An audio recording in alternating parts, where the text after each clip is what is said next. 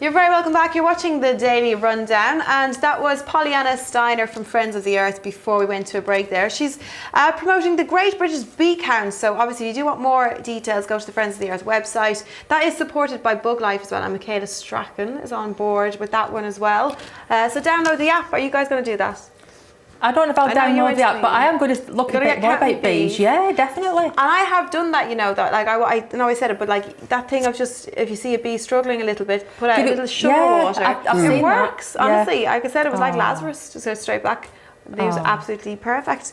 Anyway, I've been rejoined by Jackie and Stephen, as you see, because it is time for something to say. This is where my guests have a chance to take the floor and get something off their chest or share a wild and burning passion with you, the viewer, and me, the host. Who's going first this evening? I'll go first, I think. Go first. Yeah, that's the finger of pointing. It's pointing at you, Jackie, so yes. It is, right, Jackie? I'm just wondering, this week sees somebody who was jailed, the very first person to be jailed under the new law. Have you heard of coercive control?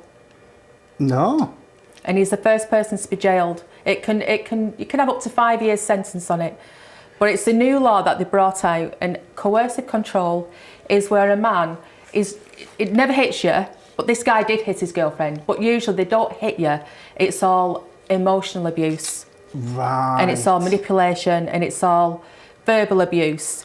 But and they'll gradually sort of isolate you from your friends, your family, and control what you wear sometimes, who you speak to. But it's done gradually. Obviously, it won't do overnight, otherwise you go off. So it's done on a very gradual basis. But they'll do it because they love you. I love you so much. I don't want to share you and stuff like that. And it's insidious. And it usually starts with, it'll start off like you're going out with friends and things, and they'll kick off. So you might go the first couple of times, and then they'll kick off. So you think, do you know what? I've worked all day. I'm tired. I don't need the row. I'll phone them and tell them I'm not going tonight. And then that's the first thing. Should we get a bottle of wine? Do you want to order that top you've had your eye on? And you think, oh, he's all right, really.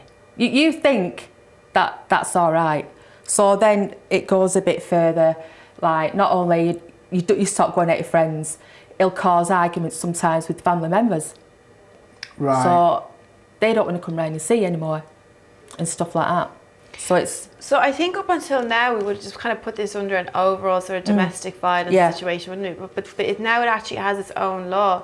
Yeah, it has its own law. Which because like if we were saying earlier on, weren't we, a lot of people wouldn't even realise that. You wouldn't even realise it because it happens so slow. You wouldn't even realise until one day you wake up and you think, my God, I've not seen such body for years and nobody phones me anymore and things like that.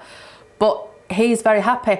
As long as he's happy, you're happy, because you get to the point where you're just on edge thinking, I better not say this, I better not say I've been invited here then, because he will just kick off. And you don't want to do that, you don't want to upset him. So you just want to make him happy. So he's happy if you're at home with him all the time.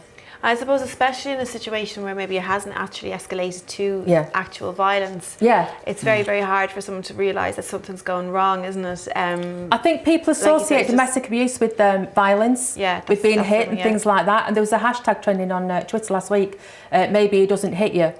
You know, like trying to raise awareness, like just because they don't hit you doesn't mean it's not abuse, because it is. Yeah, I mean, I think it's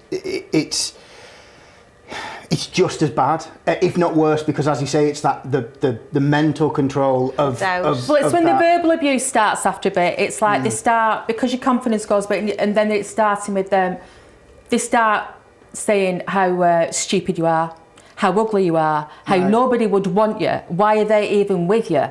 So that's a step now, isn't it? I mean, that's blatant abuse. But that's what happens then. It's but that's then doing down your value, so that then they make you feel worthless, and that's what they want.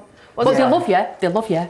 They love you. Love or whatever. It's a hard one, isn't it? I think especially that, I mean, it's obviously a really, really big step that this now has its own law and its own term. I think it's brilliant that it has its own law now, because I think people should be aware that it is not normal behaviour.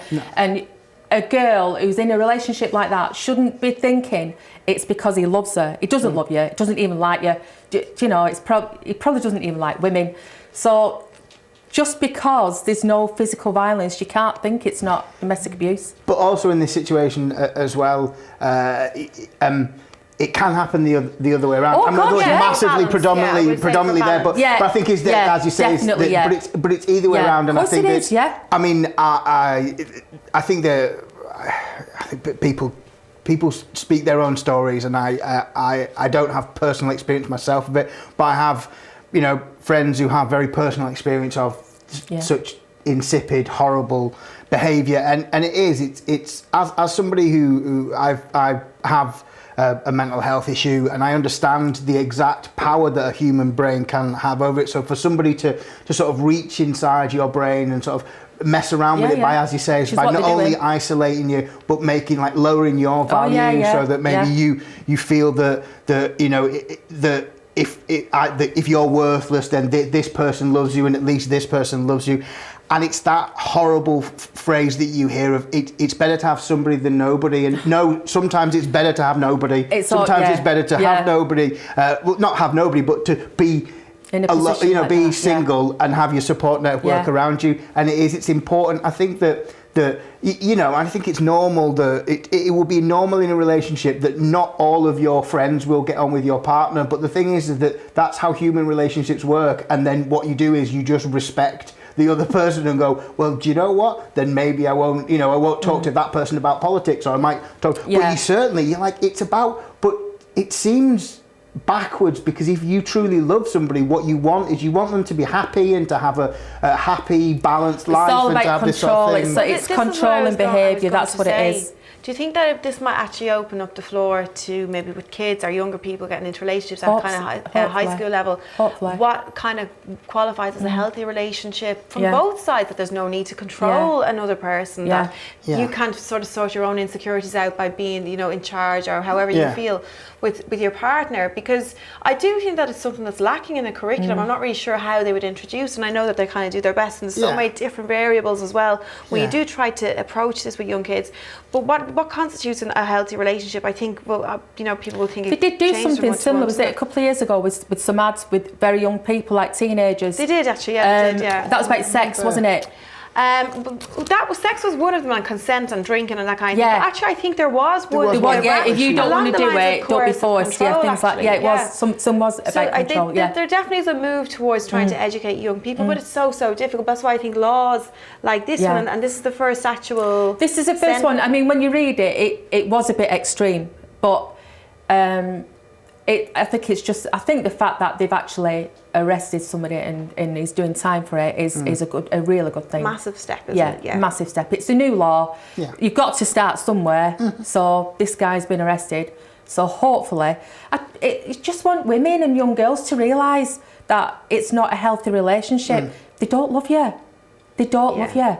It's a I don't care danger. what they say. They do not love you, like you say. A healthy relationship, you want that person to be happy. There shouldn't be rules and regulations. And if you don't, always threaten to leave you. If you don't do what I want, I'll leave you. And I think this is the sad thing as well, that like more and more whenever we talk about issues in here, especially on the Something to Say couch, the education just seems to be the answer to everything, every single thing. Starting young, getting to the young kids when they're at an age where they can absorb this information, and just, you know, they're kind of a blank canvas, is the expression. Yeah, and making it an open discussion as well. I think that it's good that there's this law in place, but also it's good to have this discussion about what is a healthy relationship, and it's good to let people know that you can talk to your friends and sort of say, you know, this is what's going on in my relationship, and I'm not sure whether this is what's going on. This is what it should be going on. And other people are out there, you know, and they might say, well, that doesn't sound, you know, and you talk to your friends and your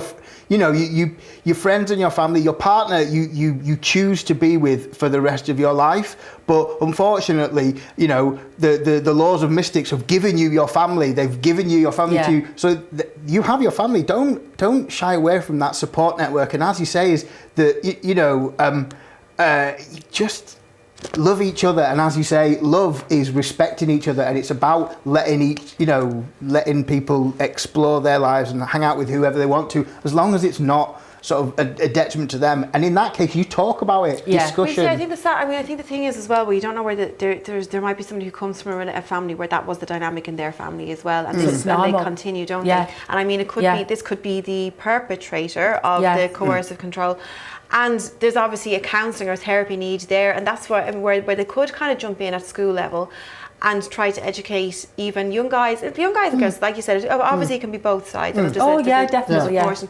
But I do think that a lot of this gets missed through the sort of banter of relationships as well. You know, I mean, my husband is, if he doesn't want to go out at the weekend, for example, he's happy to tell his friends that I won't let him, because it's easier than telling them he doesn't want to go. Exactly, Do you know what I mean? Yeah. Now, obviously that's not a big... So you're the bad guy. So I'm the bad guy. I don't care in this situation. You know, what difference does it make to me? But if I you know, say, oh, you haven't seen such and such for a while, I've hung him now as well, by the way. I was going to say, if you're a friend of Fiona's husband, and you ever get told that it's Fiona who's told him, not me. I'm the he cool doesn't like you one. that much, guys. Sorry. I've hung him now. No, but Done it nicely. do you know what I mean though? You know, the kind of thing of, oh, she won't go for this, or, you know, oh, he probably, I'll have to see, he might not let me. And it all seems like we all do this, but we all do.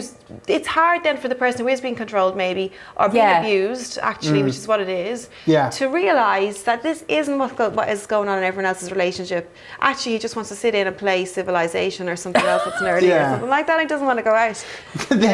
Not only have you hung him, you've now drawn and quartered him as well. So there you go. Nerdy, I think it's no, but it can be hard. I think though is my point for a young person to establish what is normal. You know, this kind of thing. You know how it is. You know women. You know men. This kind of thing. But you don't know my man or my woman or whatever.